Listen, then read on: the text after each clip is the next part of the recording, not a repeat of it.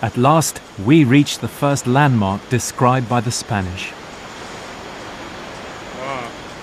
Hidden behind the falls, legend says, was the gold of the Inca Atahualpa. ¿Qué es detrás las cascadas? Nosotros creemos como personas naturales. Those of us who are in touch with nature believe that the spirits exist here. Existen los espíritus. Entonces es una puerta del mundo espiritual. Yes, this is a door to the spiritual world. Mundo espiritual, sí. The real story of what's behind the falls, not that it's the gold of Atahualpa as the Spanish believe, but behind there is the entry to the world of the spirits. Isn't it wonderful? Everything the Spanish understand literally, the Indians actually mean metaphorically. This is the story of how archaeologists have uncovered the lost civilization behind the myth of El Dorado. But this was not a kingdom of gold. The secret of the real El Dorado was something far more valuable, something with the power to transform our world. In 1541, the Spanish conquistador Francisco de Orellana sailed down the Amazon River in search of El Dorado.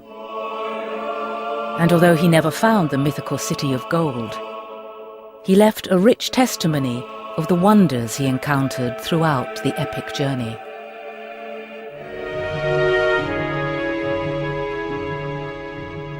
Inland from the river, at a distance of 6 miles more or less, there could be seen some very large cities that glistened in white. And besides this, the land is as fertile and as normal in appearance as our Spain.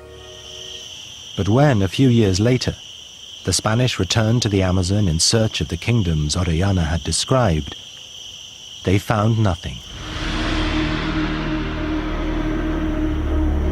For 500 years, the myth of El Dorado has lured adventurers and explorers into the jungles of South America. Only intensive agriculture produces enough food to sustain large settled populations.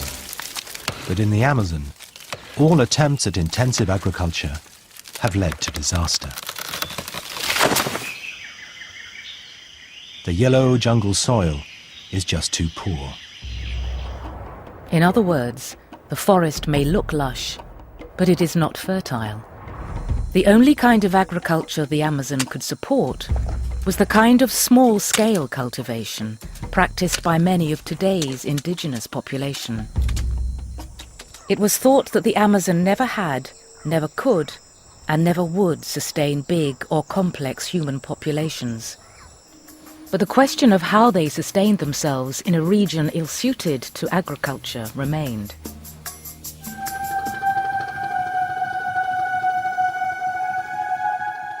It's somewhat difficult to see, but near the top of this low bluff along the Tapajos, we have very dark soil. This is just a very good example of what covers tens of thousands of hectares in the local region. This black soil, or Terra Preta as the Brazilians call it, is dotted all over the Amazon jungle.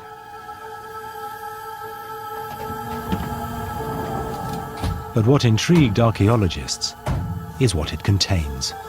After just a minute or two, I was able to pick up several handfuls of really dramatic pottery sherds. If we can imagine what the whole jars would look like, we'd be rather surprised by these fine works of art. The pottery they have found is exquisite, and much of it dates from the time of Christ, long before the coming of the Europeans. It was the first hard proof that there had once been an advanced culture in the heart of the rainforest.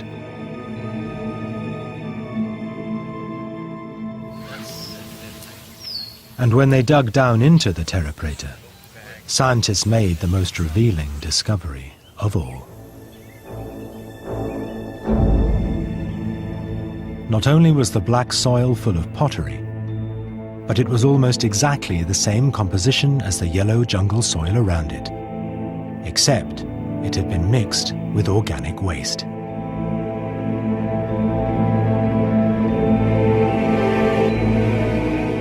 That meant the Terra Preta had to be man-made. We know that this Terra Preta here formed with this soil.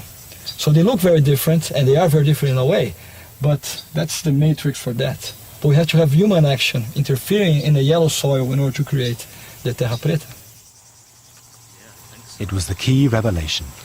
It meant that wherever you find Terra Preta, there people had once lived. So scientists have started mapping the black soil. And wherever Orellana reported seeing settlements, there they have found it. All along the banks of the Amazon, up the Rio Negro and down the Tapajos, they are finding the Terra Preta. In all, a massive area, twice the size of Britain. One problem with contemporary agriculture in the tropics is that one has to put a lot of fertilizers, and very fast, after 2 or 3 years, those fertilizers are washed away by the rain. Terra Preta soils, they don't lose their nutrients. They're very stable for over hundreds of years. We plant papaya, we plant banana, corn, beans, and manioc in Terra Preta. Whatever you plant in Terra Preta does exceptionally well.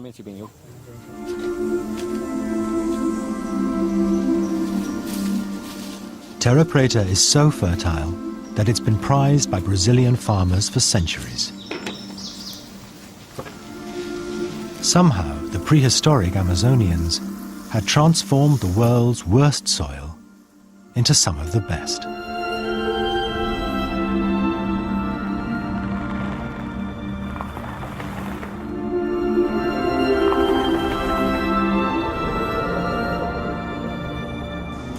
The prehistoric people of the central Amazon transformed the very earth beneath their feet.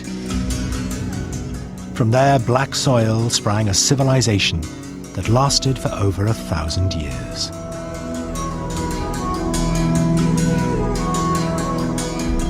They built towns and even cities that spread across the jungle. But if there really had been a great society here, what had become of it? How could it have disappeared so suddenly? It's thought that maybe up to 90–95% of indigenous peoples were actually decimated by European diseases to which they had very little resistance. So what Europeans after Orellana saw when they visited the Amazon was a sparsely populated region inhabited by the few survivors of these devastating waves of disease.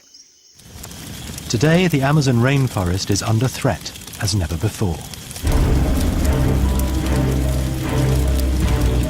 Millions of acres are being wiped out every year as farmers slash and burn their way across the jungle in a largely futile attempt to turn it into farmland.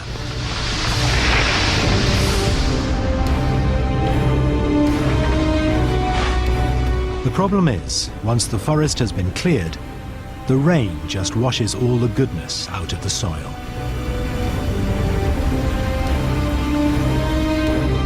Often, after just a few years, the farmers have to move on, leaving only wasteland behind. It's one of the great environmental disasters.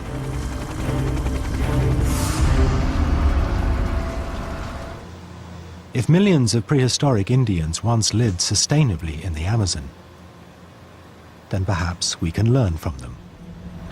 Detailed analysis of the Terra Preta has shown it to be full of burnt plant material, but in a special form: charcoal.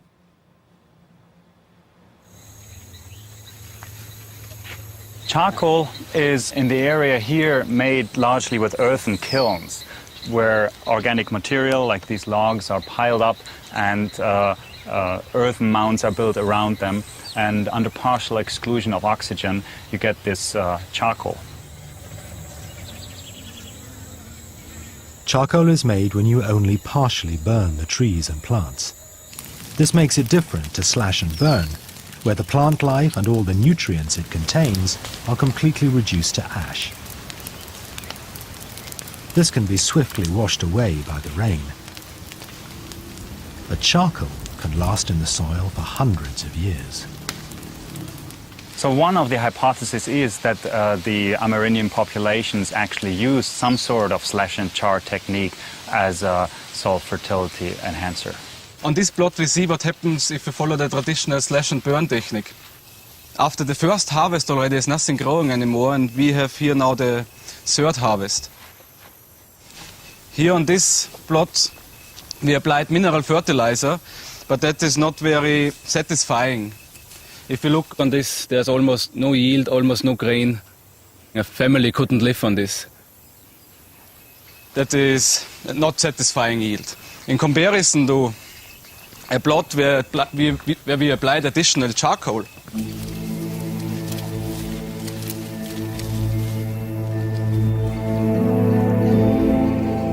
There we can see that the yield is much bigger, so there's corn.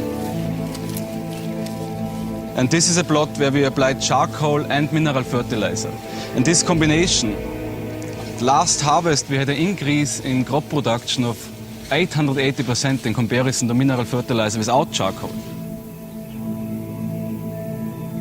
An 880% increase in yield is almost miraculous. Charcoal seems to hold the nutrients in the soil, preventing them from being washed away by the rains. It's a simple trick, but one that Steiner believes could be the key to breaking the destructive cycle of slash and burn, and so reduce the pressure on the rainforest. Increased soil fertility means bigger crop production, and people can use the same piece of land for more time for more crop production and are not forced to clear a new piece of primary intact tropical rainforest. And scientists now believe that Terra Preta holds yet one more secret. It seems to have another unique property, something that may once have helped it to spread across the Amazon and could now help it spread across the world.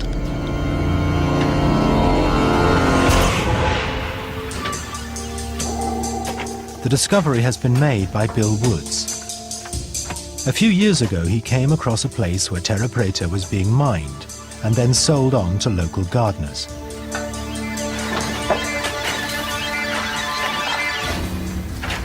What we have here is a material that is so valuable that people are coming in trucks and buying it. Absolutely unexpected. With decent soil so scarce in the Amazon, selling the Terra Preta seems an odd thing for a farmer to do. But here they've been doing it for 20 years, because it appears that the black earth just keeps growing back. After digging, the soil that's left will grow deeper. It's because it's being fed by the leaves that fall on it. You can see it happening over there and in there now. The situation is he mines it, he leaves 20 centimeters, he allows it to rest. Then after a 20-year period, the depth of this dark soil is the same as it was before the mining operation. This is extremely important in that it strongly suggests that the material is alive and that the biology of this material is the important thing that we're looking at. If Woods is right, then Terra Preta can, in some mysterious way, reproduce itself, just like a living thing. Scientists are now working to find out how it does it. There are literally tens of thousands of species of bacteria and fungi in the soil. And they suspect that somewhere among them must be unique microorganisms that allow the Terra Preta to grow.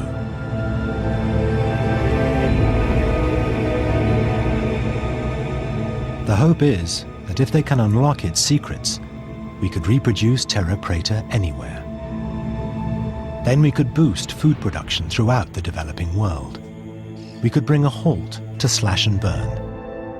It sounds too good to be true, but the Indians' black earth could one day help to feed the world and save the rainforest.